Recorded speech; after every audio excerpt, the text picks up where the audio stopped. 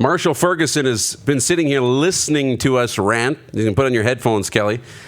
He joins us from TSN 1150 in Hamilton. Good morning, Marsh. Morning. Morning. How are you? Well, we're good. You've heard us rant. You've heard us vent a little bit here, and I'm sure the people in Hamilton want to come on this program and vent, or maybe they don't want to come on this show knowing how the last couple of days has gone, and maybe it's a good thing that Rod left for the second hour of the show so we can talk about him while he's not here. But here's your chance to vent for the people of Hamilton this morning. We've had our chance. Now it's your turn.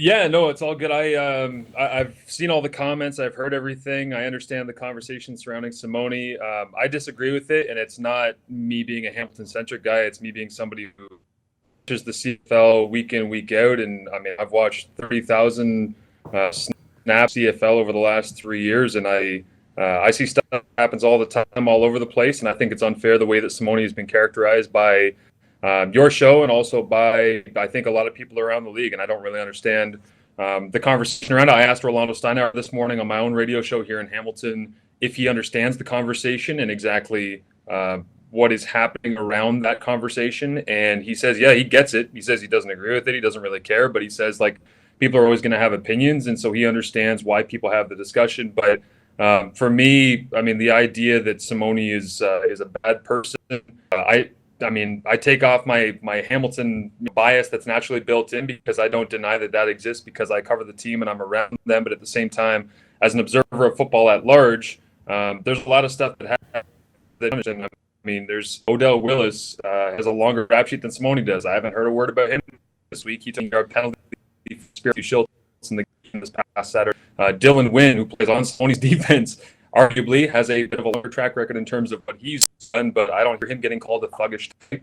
I look around at the rest of the Canadian Football League, and there's guys like Mike Moore, defensive lineman for the Edmonton Eskimos, who punches Dane Evans in the head on the final throw of the game a couple weeks ago in Edmonton. There's no flag. Nobody cares about it. And then you end up going on to see Mike Moore trying to stomp on somebody's elbow, which I tweeted out this week, just basically saying, like, you can pick and choose where you want your anger to be. I understand that.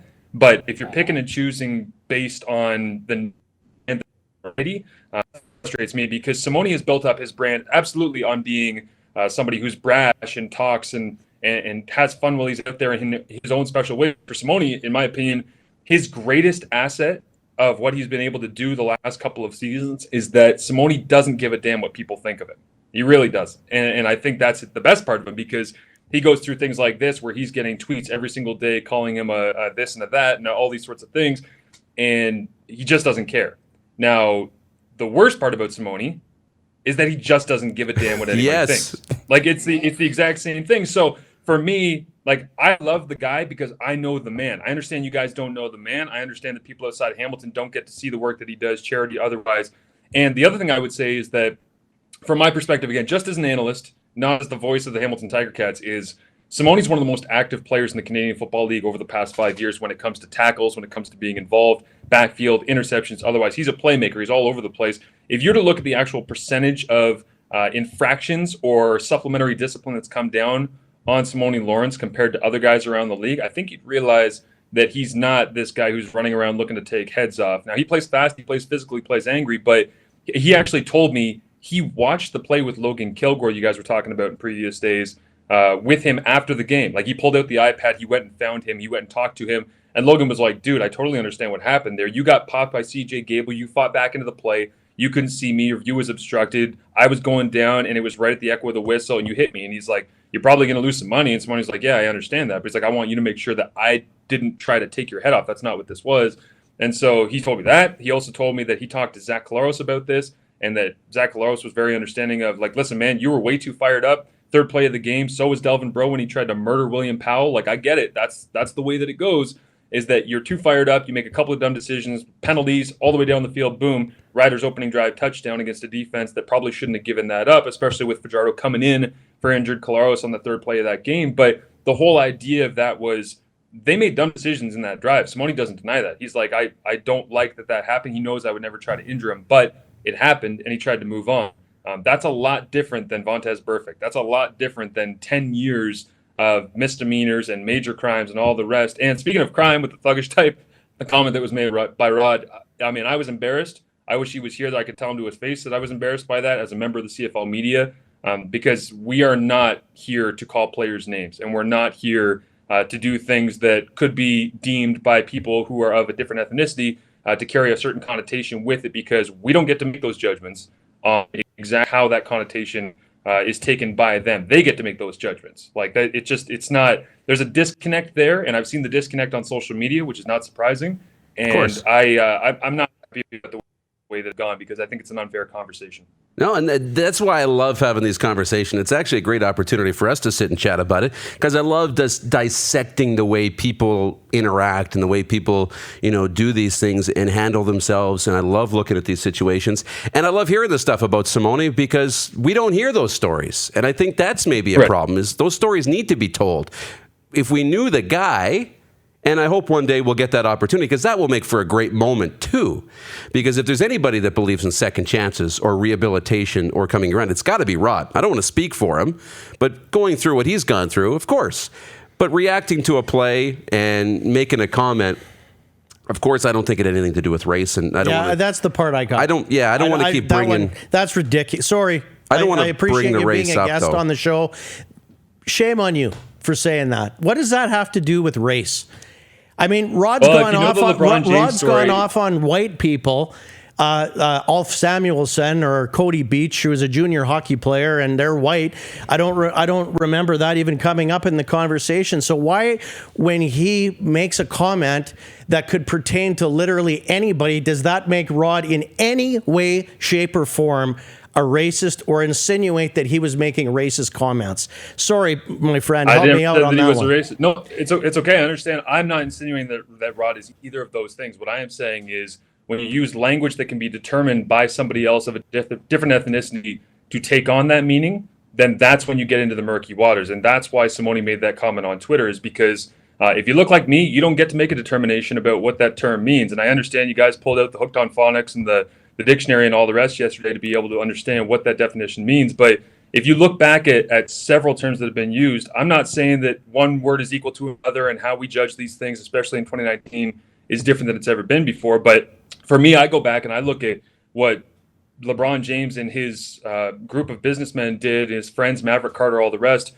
when they were with the Miami Heat. And Phil Jackson ended up saying that, it's unfair to Pat Riley for LeBron James and his posse to go around and try and dominate the negotiations in free agency. And when he said that, it made LeBron angry enough where he's like, I got no time for Phil Jackson anymore. Like, I just don't care to speak about or talk about that guy anymore, because that posse term, it was the same thing. It doesn't really mean much of anything. It actually means, I believe, like a group of armed men who come out and are acquired by a sheriff to be able to actually enforce the rule of law. But in that connotation, like, we haven't had the relationship with race relations that Simoni Lawrence has, especially growing up in America, especially growing up in Pennsylvania in America, which I know is not deep south. He is more sensitive to these things, and I don't make the judgment as to how sensitive he's allowed to be. If he's upset about that, then good for him. It's the way that he's allowed to live his life, and I have no problem with him being able to say that. And the other thing is, too, like, I know the whole rehabilitation and having Simoni on and all the rest, Simoni's like not going to come on, because Simoni is somebody who's very prideful, as you can tell when you watch him on game day. And I don't see why he would ever want to associate with something that has deemed him to be classified in any way, shape, or form. And so that's why I think it's fair for him to have that frustration, because he has a different life perspective than anybody else does. And he's the one that's being attacked, and he's the one that's dealing with the daily social media. And he's the one that's throwing out those hits, though. But that's one hit. Yeah, I want to move on from this, because we've gone through this enough over the last couple of days, clearly, and there's a big week 17 in the CFL coming. But that's the great thing about. It's not the great thing, but it's one of the things about Canada. We're allowed to all be diverse and do our own things, and he's allowed to take it a way that he's taken it growing up and be upset about it and have his opinions, and we're allowed to disagree on it. And Rod's allowed to come from a different place where it has no meaning, and we need to be able to understand each other. So we need to be able to understand how and why he would take it that way, and also understand why Rod would consider that to not mean anything close to that. And yeah, can we all agree? Can all of us agree, though, on one thing? And this is, and Marshall, I think you'll agree with me on this point, that as a coach, because I've coached kids. I've never coached at that level of football. But when you're coaching people, and I don't care whether you're talking about football, hockey, lacrosse, whatever, the more violent type of games, spirited, physical, hard-nosed games, coaches will always rather take a guy that's sort of on the edge and have to maybe pull them off the edge a little bit than guys that are so far away from the edge that you have to literally drag them there. And this is a guy who is one of the most talented players in our league. He's a tremendous tackler. Just set a record, I believe, a couple of weeks ago for most tackles in a game, beating Reggie Hunt's record. 17. Right? Like that's you can't be anything but outstanding under any circumstance and make 17 tackles in one game. It's impossible. This guy is a special player, but he plays with a very high motor, and you can't ask these guys to be gentle giants 24/7, but then as soon as they go out onto the field, we want you to play as hard as you possibly can and be violent, but never go outside of that edge. It's impossible. Well, you can't ask these guys to play that way, so you have to take the good with the bad. And I understand, Marshall, your comment before. I mean, that's why there's more car accidents than there are plane accidents, because there's more cars on the road. When he's involved in that many plays, he's going to have a greater chance of making contact or making hits that are maybe not over the line as a guy who maybe doesn't make as many tackles in a football game. So completely get that. You're watching Rod Pedersen On Demand. For more of The Rod Pedersen Show, visit rodpedersen.com or follow Rod Pedersen on social media.